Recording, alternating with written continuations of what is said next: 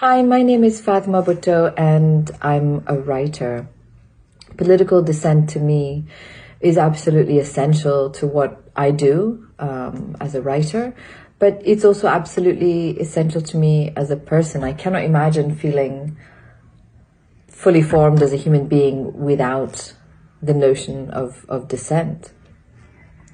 I think that dissent is not just important to things like democracy, freedom, or liberation. I think it's essential. I don't think you have liberation or freedom or democracy without dissent.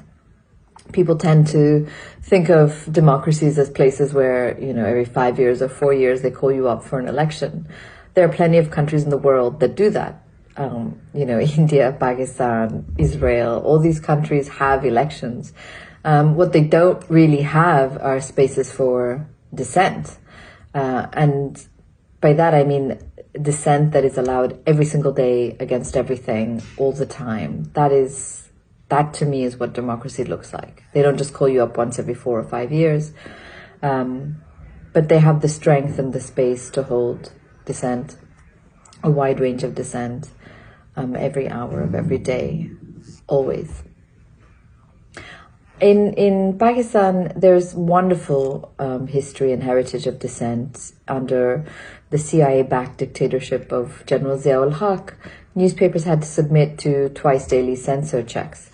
And when the censor would refuse the possibility of a story being printed, newspapers had to scramble to fill that space in their broadsheets, until very brave newspapers and very brave journalists just said, we're not going to do that anymore. And they went to print with enormous white spaces in the newspapers. You would open up a broadsheet and you'd have 2 or 3 boxes of print, and then the rest of it would just be completely empty.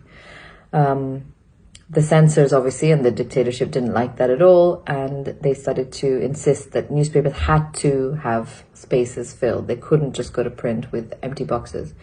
And so they started to print pictures of donkeys.